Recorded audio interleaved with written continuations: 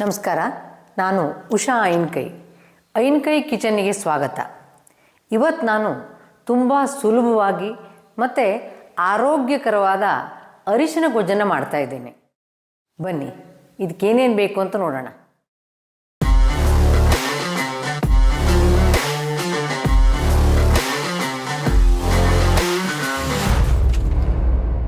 ಅರಿಶಿನ ಕೊಂಬು, ತೆಂಗಿನಕಾಯಿ ತುರಿ, ಒಣಮೆಣಸಿನಕಾಯಿ, ಕರಿಬೇವಿನ ಸೊಪ್ಪು, ಬೆಲ್ಲ, ಹುಣಸೆಹಣ್ಣು, ಸಾಸಿವೆ ಕಾಳು, ಉದ್ದಿನಕಾಳು, ಇಂಗು, ಕೊಬ್ಬರಿ ಎಣ್ಣೆ, ಉಪ್ಪು. ಮೊದಲು ಈ ಅರಿಶಿನ ಕೊಂಬನ್ನು ಹೆಚ್ಚಿ ಒಣಮೆಣಸಿನ ಜೊತೆ ಹುರ್ಕೊಂಬಿಡೋಣ.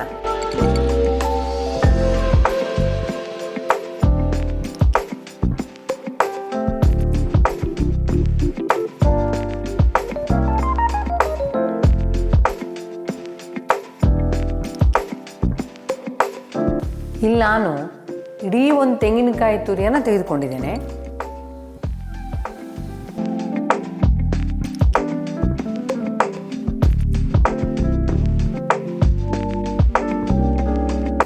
ಮೊದಲು ಕೊಬ್ಬರಿ ಎಣ್ಣೆನ ಹಾಕ್ಕೋಬೇಕು.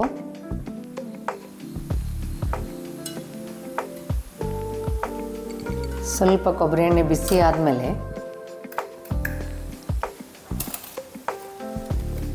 ಈ ಅರಿಶಿನ ಹಾಕ್ಕೋಬೇಕು, ಹೆಚ್ಚಿಟ್ಕೊಂಡಿದ್ವಲ್ಲ.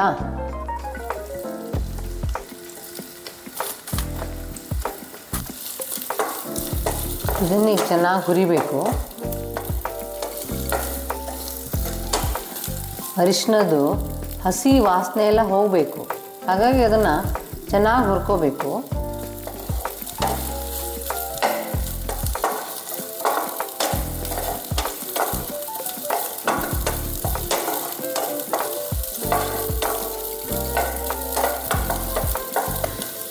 ನೋಡಿ, ಅರಿಶಿನ ಇಷ್ಟು ಹುರಿದಿದೆ.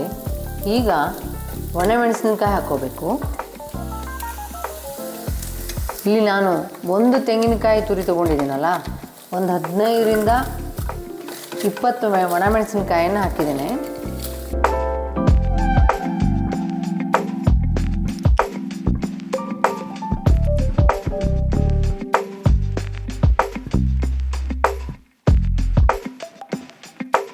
ಇದನ್ನು ಎಂತಹ ಅಡುಗೆ ಬಾರ್ದೋದರೂ ಕೂಡ ಸುಲಭವಾಗಿ ಮಾಡ್ಬೋದು. ಮತ್ತು ಅರಿಶಿನ ಅಂದರೆ ಆ್ಯಂಟಿಬಯೋಟಿಕ್ ಅಲ್ಲ, ಅದಕ್ಕೆ ಅರಿಶಿನವನ್ನು ದಿನ ನಾವು ಎಲ್ಲ ಅಡುಗೆಯಲ್ಲೂ ಉಪಯೋಗಿಸ್ತೇವೆ. ಈ ಅರಿಶಿನ ಗೊಜ್ಜನ್ನು ಮಾಡಿಕೊಂಡ್ರೆ 1 ವಾರಗಳ ಕಾಲ ಇಡ್ಬೋದು. ಆರೋಗ್ಯಕ್ಕೂ ಒಳ್ಳೆಯದು. ನಮ್ಮ ಹಳ್ಳಿಲೆಲ್ಲ ಬಾಣಂತಿಯರಿಗೆ, ಅಂದರೆ ಡೆಲಿವರಿ ಆಗಿ 1-2 ತಿಂಗಳ ಒಳಗಿನ ಬಾಣಂತಿಯರಿಗೆ ಈ ಗೊಜ್ಜನ್ನು ಊಟಕ್ಕೆ ಬಳಸ್ತಾರೆ.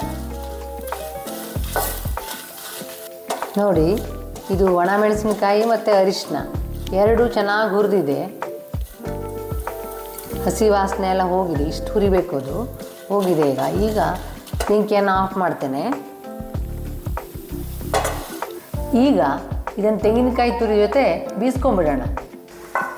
ಈಗ ಹುರ್ಕೊಂಡಿದ್ದ ಅರಿಶಿನ ಮತ್ತು ಒಣಮೆಣಸಿನಕಾಯಿ, ತೆಂಗಿನಕಾಯಿ ತುರಿ,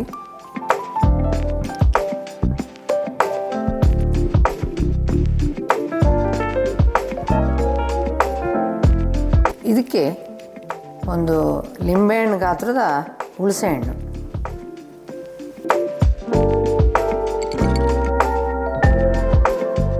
ಸ್ವಲ್ಪ ನೀರು ಹಾಕಿ ಬೀಸ್ಕೋಬೇಕು.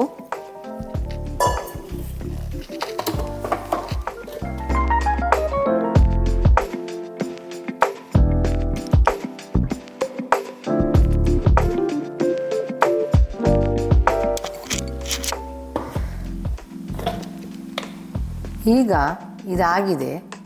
ತುಂಬ ನಾವು ಸಾಂಬಾರಿಗೆ ಬೀಸುವಷ್ಟೆಲ್ಲವ ನುಣ್ಣಗೆ ಬೀಸ್ಕೊಳ್ಳೋದಲ್ಲ, ಇಷ್ಟು ಸ್ವಲ್ಪ ಕಡಿ ಇರಲಿ.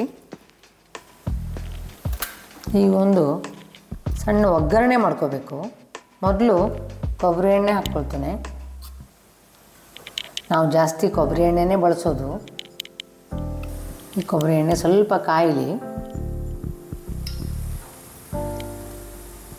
ಕಾದಿದೆ. ಈಗ ಸ್ವಲ್ಪ ಉದ್ದಿನಕಾಳು,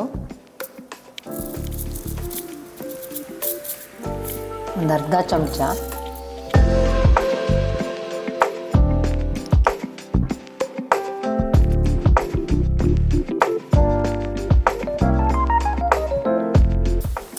ಒಂದು ಅರ್ಧ ಚಮಚ ಸಾಸಿವೆ ಕಾಳು,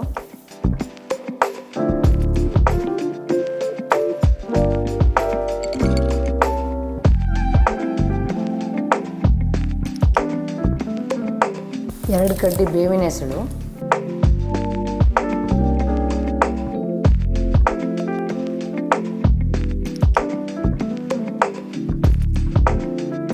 ಒಂದು ಸಣ್ಣ ಚೂರು ಇಂಗು,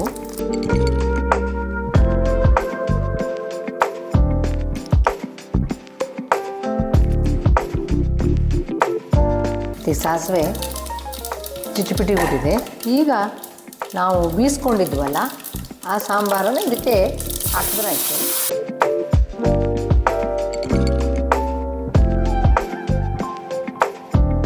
ನೋಡಿ ಎಷ್ಟು ಹಳದಿಯಾಗಿ ಕಲರ್ ಬಂದಿದೆ. ಇದು ನಮ್ಮ ತೋಟದಲ್ಲೇ ಬೆಳೆದಿರೋ ಅರಿಶಿನ ಆಗಿರೋದ್ರಿಂದ ಭಾಳ ಚೆಂದ ಕಲರು ಬಂದಿದೆ.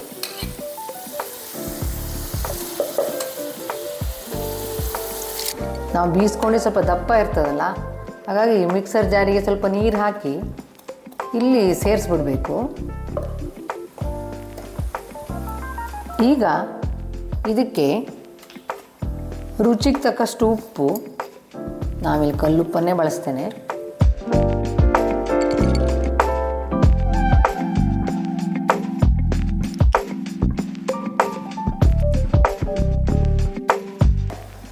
ಆಮೇಲೆ ಬೆಲ್ಲ ಸಿಹಿ ಇಷ್ಟ ಆಗೋರು ಸ್ವಲ್ಪ ಜಾಸ್ತಿನೇ ಸಿಹಿಯಾಗೇ ಮಾಡ್ಕೋಬೋದು. ಕೆಲವೊಬ್ರಿಗೆ ಸಿಹಿ ಬೇಡ ಅಂತ ಅನಿಸಿದ್ರೆ ಒಂದು ಸ್ವಲ್ಪ ಬೆಲ್ಲ ಹಾಕ್ಕೊಂಡು ಹಾಗೆ ಖಾರ ಗೊಜ್ಜನ್ನು ಮಾಡ್ಕೋಬೋದು. ನಾನಿಲ್ಲಿ ಸ್ವಲ್ಪ ಜಾಸ್ತಿ ಬೆಲ್ಲ ಹಾಕ್ತೇನೆ.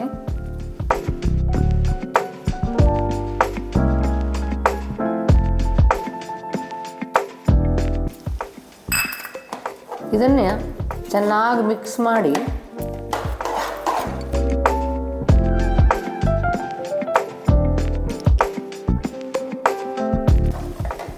ಚೆನ್ನಾಗಿ ಮಿಕ್ಸ್ ಮಾಡಿ ಒಂದು 10 ನಿಮಿಷ ಕುದಿಲಿಕ್ಕೆ ಬಿಡಬೇಕು. ಸಣ್ಣ ಬೆಂಕಿಯಲ್ಲಿ ಕುದಿಸ್ಬೇಕು. ಯಾಕೆಂದರೆ ನಾವು ಒಂದು ವಾರ ಅಷ್ಟೆಲ್ಲ ಇಟ್ಕೋಬೋದು ಈ ಗೊಜ್ಜನ್ನು. ಹಾಗಾಗಿ ಚೆನ್ನಾಗಿ ಆರಿಸಿಡಬೇಕು. ಈ ನೀರಿನ ಅಂಶ ಎಲ್ಲ ಹೋಗಬೇಕು. ಇನ್ನು ಒಂದು 10 ನಿಮಿಷ ಕುದಿಸಿ ಇಟ್ಬಿಡೋಣ. ನೋಡಿ, ಈ ಗೊಜ್ಜು ಆರಿದೆ. ಈಗ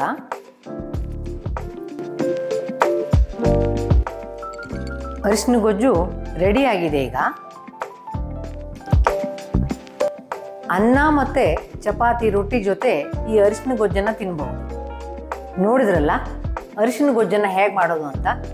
ನೀವು ಒಮ್ಮೆ ಟ್ರೈ ಮಾಡಿ ನೋಡಿ. ಇಂತಹ ವಿಶಿಷ್ಟ ಅಡುಗೆಗಳಿಗಾಗಿ ಐನ್ಕೈ ವಿಷನನ್ನು ಸಬ್ಸ್ಕ್ರೈಬ್ ಮಾಡಿ. ನಮಸ್ಕಾರ.